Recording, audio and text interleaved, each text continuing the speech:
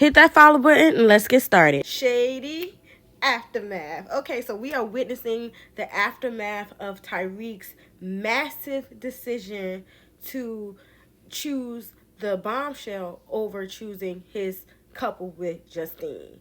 So all hell is broke loose, and we are beginning with episode 12 today.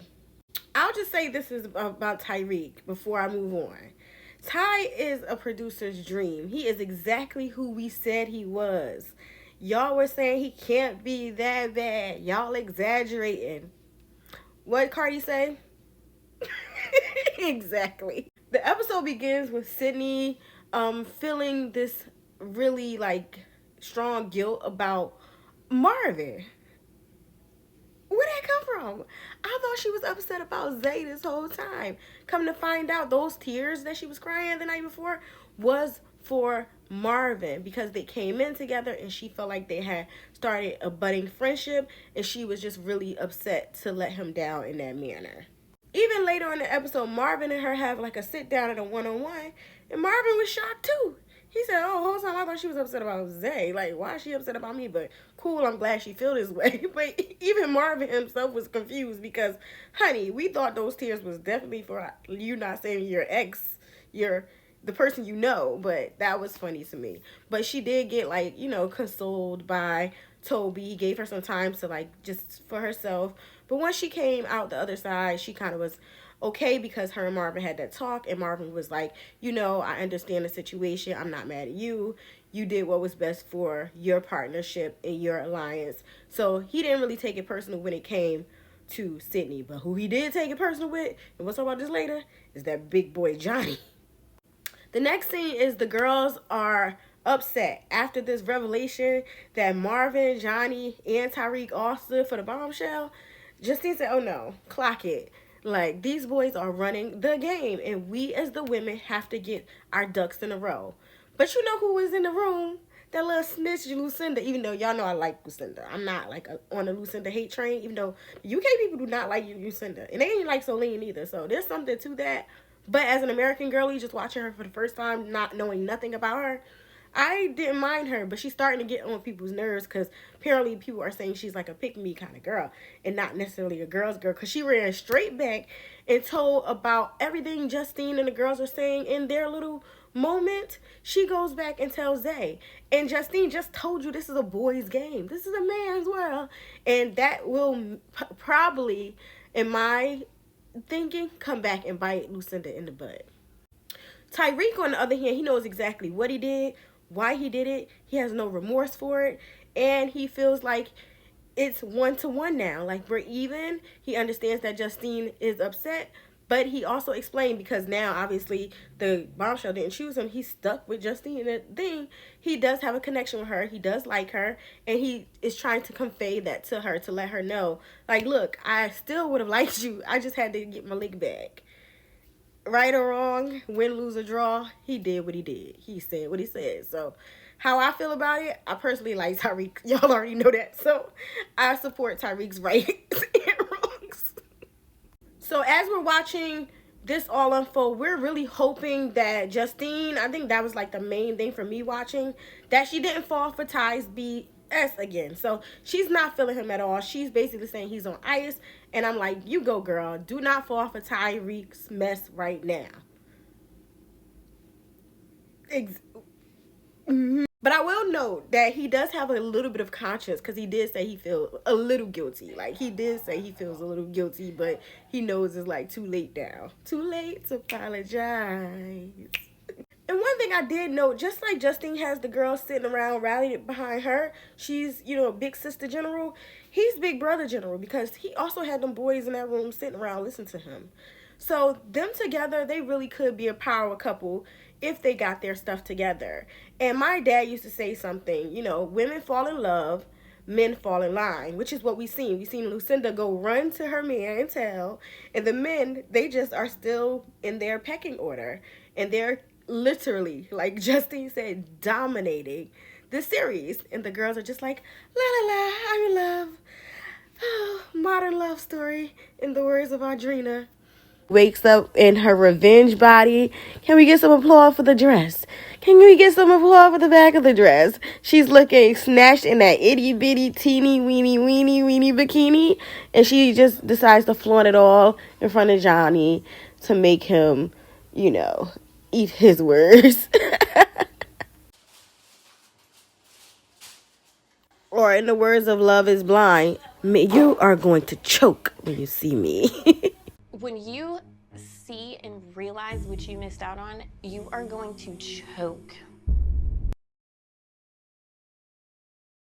Andrina speaks with Johnny, and she basically is expressing to him how upset she is, how she would have never done that to him, how she feels betrayed and stabbed in the back. And Johnny essentially says, look, the game is the game. I'm upset for you, but you can win this duel. You'll do the best you can, because at this point, they had to decide who was going to be at the bottom, and it ended up being the 4 couples were chosen to be Andrina and Marvin, and Garby and Kendall, and they have to battle each other for this duel. So she's like expressing to him, you put me in this situation. We were safe. Like, if you would have done this at any other time in the game, I would have been okay with it. But like, for you to do this when we are safe, like, why did you? How could you? Siri, play Safe by Cardi B, because our girl Andrina, she needs to hear that one. And on the flip side, we have Gabby. She and Johnny up here walking around buff like Superman and Wonder Woman, like big chest out. Like, if she didn't have those tatas, she would literally have the same shape as Johnny. Like, they're brolic. Her and Johnny are talking about the gameplay, how they're here for the money, how they're gonna make it work. And while Gabby and Johnny are talking strategy and the money, I mean, they have a lot in common when it comes to like their desire to win. You have Casey, who also was a bombshell with Gabby, and they're talking salty ties, because Casey and his British accent is like, what is salty ties? Which was really cute. And Nicola and her endearing self is trying to explain that it means soul ties, like a soulmate. So they have a connection. But like I said about Josh in the previous post that I made about his type not being Justine, if you know Casey, Casey also has a very definitive type. And unfortunately, that is not Nicola. But as Casey mentions, he is stuck in America with a bunch of Americans, so he's just going to enjoy his time here and try to be as, productive as he can. And even if he doesn't have a romantic tie to Nicola, he's going to try to make it work and get to the money, get to the bag, which I respect about him. Throughout the episode, we have the 2 bad boys of comedy going back and forth with their respective partners. So we have Ty continuously trying to butter Justine up and regain her trust. And then we have Johnny trying to butter Andrina up to make sure he still has access to her after she leaves the island.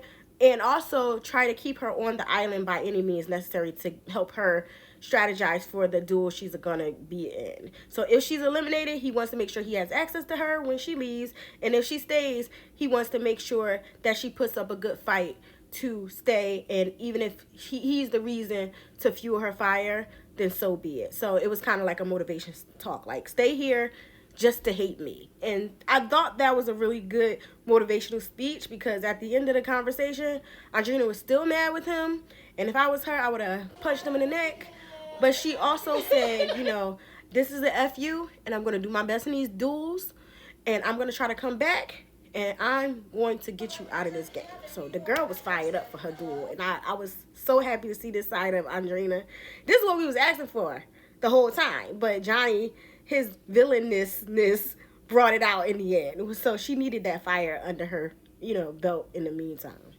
At the end of the episode, what I didn't mention is Johnny has a conversation with Andrina, and I was not here for it. I was like, he don't have nothing else to say to her, but he wanted to keep the door open, you know what I'm saying? So he wanted to make sure he still have access to the, come on baby, jiggly baby. And I'm not mad at him, and I hope she doesn't like fall for it outside. But I guess if he comes home with that $250K and she doesn't get Drake in the inbox, because I keep telling Drake like that's his girl. And also If I'm being very honest, though, I'm still shipping her to Jeremiah because I just feel like he's a nicer guy, and I just think they would be like a cuter couple to me. I don't know. And so I'm still hoping for that to happen. But Johnny basically said, you know, keep it like tight, keep it right, and keep it warm for me, baby, because he wants to make sure he still has access to her, which Gabby clocked. And she said, what did that mean? Because she said you still got the door open for her. And he was basically said, you know, I was just honest. That's his favorite thing to say. He said that with Sully some time back on his season. I'm honest. But his honesty comes with a whole side of BS. So, yeah, he was honest, but he is keeping the door open for her. And I think Gabby peeps that. And she's not going to take Johnny that serious. She's here for the game. She's here for the money. She's made that very clear. And she keeps telling everybody she's a smart girl. So we'll see how that fares in her favor. All right, so this is the moment we've all been waiting for. The battle happens, and there is a win for Garby against Andrina, and the win was a millisecond. It was like football tag where they had to grab the tag. And on Marvin and Kendall's end, also it went I believe almost 5 rounds. And again, Kendall ended up grabbing the tag at the end, winning over Marvin.